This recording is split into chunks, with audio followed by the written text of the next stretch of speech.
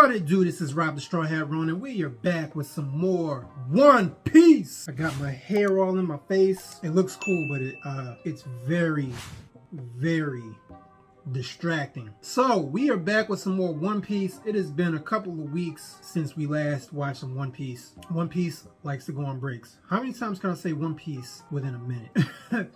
Anyway, they like to take breaks at the end of the year, which is well deserved. You know, the team works hard. This is a year-round thing, and there's pros and cons to it. You know, the pros is that we always have One Piece. The cons is there's sometimes pacing issues, a lot of times pacing issues, but you know, you gotta take the good with the bad. Considering how long One Piece is, I don't think they could do like a seasonal thing. Or maybe they could. Maybe I don't know what I'm talking about. Anyways, last time we left off, Sanji was trying to hold his own against two of the top commanders in Kaido's army, Queen and King, King and Queen. He was doing okay. There was some fire animation in that episode, but if we being honest, he's not Marco. Marco was getting his hits in, but even with Marco, there was a little bit too much. They overwhelmed him. Sanji's doing his best. He's holding his own, right? He's not straight out getting whipped. He's maneuvering, he's ducking, he's weaving, sticking and moving, but he's not really doing a lot of damage to these guys as of yet. We need Zoro to come in there. Zoro then took a steroid. I mean, he's on those PEDs. We just waiting for them to kick in. So let's get into it, man. I'm excited. We got the two. Title says the two arms, but come on, man. What's up with these mistranslations, man? It's the wings. It's the wings that allow the Pirate King to soar. You can't fly with arms. You can shoot with arms. Anyway, let's get into it, bruh. That's so disgusting. Let's go, killer. You gotta figure out how to beat this man. That's right. Let's get Luffy up to the rooftop. Oh, we got a grown Momo. I forgot about that. Kinga. No, it ain't either, bitch. Break free of your bonds, Zoro. Let's go. About to play Reasonable Doubt. See. Okay. All right, big man. You want to make some big bucks, huh? Let's see how tough you are.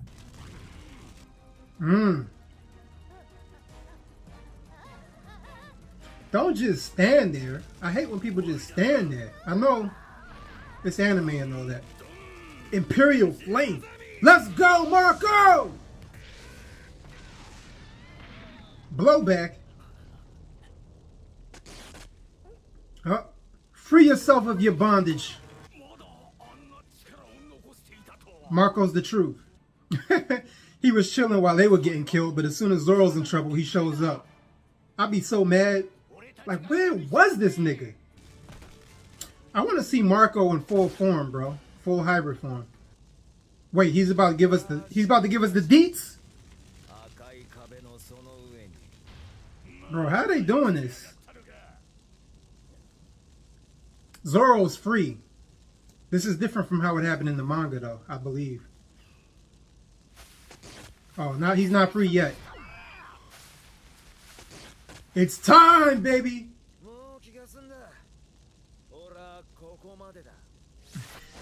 Yo tagged him and said, oh, I'm out. I'm not in it. Look at the boy. Here comes the star. It stars, Marco. Ooh, there is the star. There he goes. Oh, he look clean. My boy is back. I'm a Zoro stan, bruh. You mad? Oh, okay. Yo, I love King's design. Oh! I see some wallpaper shots. Sanji! Ooh! Raven Cook! Ah, look at the Power Rangers! Ooh! Ooh! They went in. They went in. You love to see it. Yeah, the animators put their foot in that one. Now the rest of the episode is gonna be 30 frames per second. Them boys is cold. The wings! Why you flexing his chest like that? Yo, cut it out.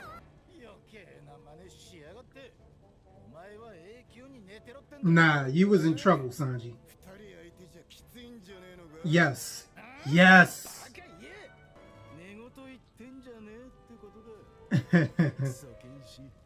Shitty swordsman. You saw that smile? They fuck with each other. I love the banter.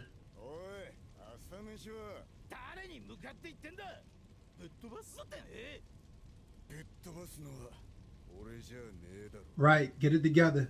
Yo said, where's my breakfast? Go in the kitchen and fix me a sandwich.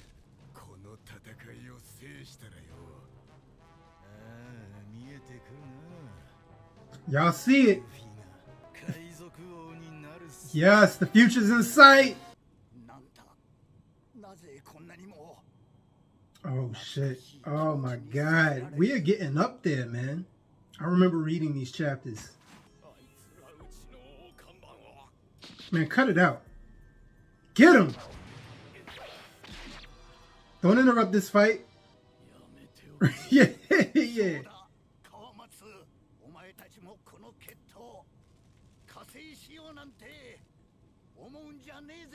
Yeah, sit back and watch. It's about to be a movie. Yeah, you about to see the pros.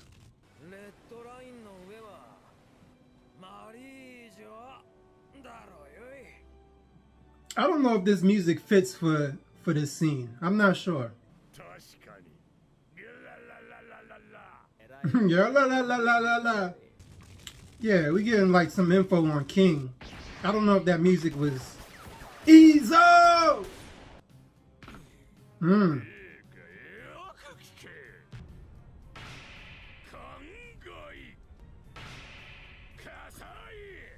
Famine, war,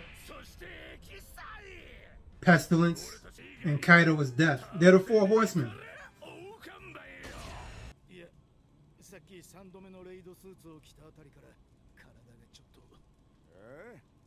Huh? You sick?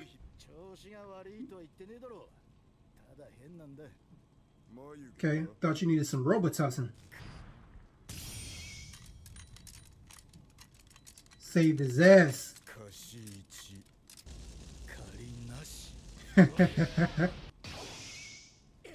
Let's get these matchups going.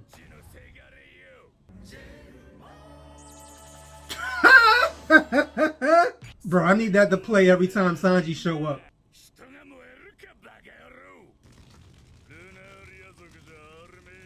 Lunarians. Damn! That was pretty. Mummy in black. Oh, you know Zoro got a thing for black people. He get excited anytime he can fight something in black. Minority Hunter Zoro. Cut it out. I didn't know he had those on his gloves. Enma. There you have it, man. Shimotsuki Ushimaru. Dun, dun, dun, dun. Ryuma. Some Zoro lore?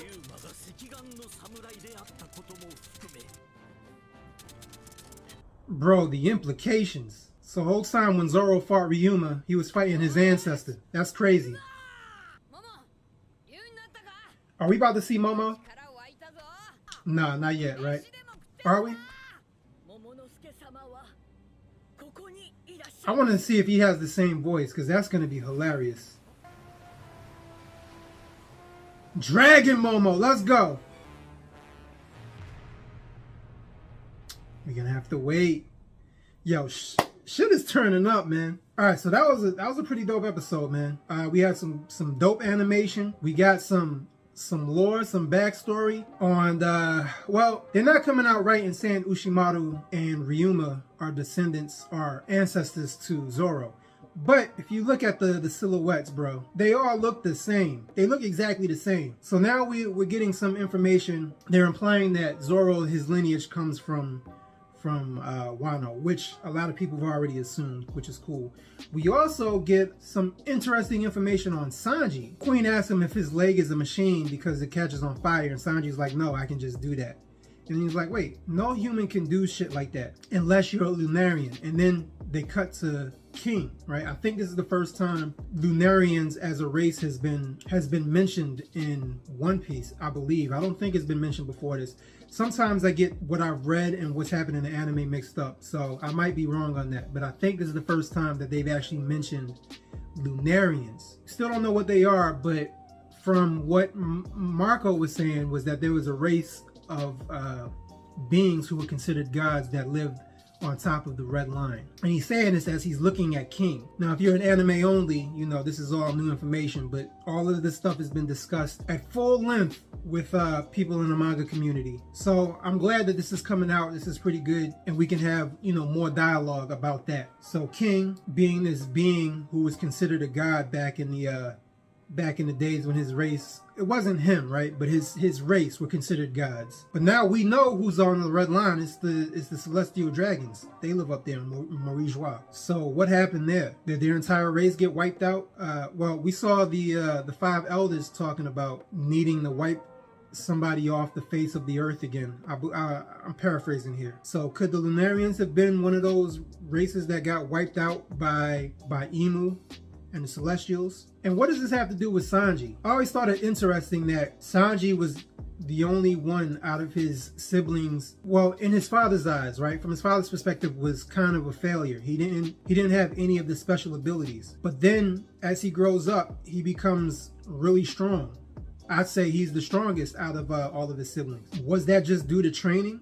Sanji doesn't train though. He cooks and he chases women. That's what he does. Could you imagine if Sanji trained, how strong he would be? But Queen does bring up a good point. You don't see anybody else in the show do what Sanji does. And at first, the thing about Sanji, which I like, is that a lot of his stuff that's played for gags ends up becoming integral to his character and to the story. Him not being able to attack women and him having his love for women is played for a gag until you see his backstory and see how Zeph, you know, influenced him and told him never to hit a woman. And then you see how he cared for his mother and how his sister helped him. So, you know, it makes sense. I hate to bring this up, but the whole nosebleed thing it was played as a gag, and then it actually becomes a part of the story, which a lot of people didn't like, and I can understand why. But then you also have this ability, he has this ability, right? The observation haki, where he can hear women in trouble. They actually played it for a gag and made it seem like it was a cyborg ability. He gets the radar going and he can like zoom in on the women. It's funny, but then when you think about it, you know, his father making these cyborgs and then Queen bringing up this whole flame thing and him being able to do this. What if his father didn't fail? What if Sanji did get the abilities that his brother got, but because his mother took that drug, he was able to keep his emotions. So he actually got the best of both worlds. What if that happened? Oh, also the Mr. Prince thing. That was played as a gag. His face was never on the poster. It was a gag. Come to find out that that's all integral to his story. You know, him actually being a prince. Him not having his face on the posters was actually saving him from being discovered by, you know, his father and his family. So yeah, a lot of stuff that happens to Sanji actually ends up becoming a major part of his character and his backstory. So I'm thinking that he actually, I can't really go into detail because there's still a lot about the Lunarians that hasn't been disclosed yet. So I gotta wait before I go into, you know, my theories and stuff like that. But phenomenal episode. I can't wait until we actually get into the meat of the fights, man, because it's about to turn up. But if you like this reaction, hit that like button down below. Hit the subscribe button down below.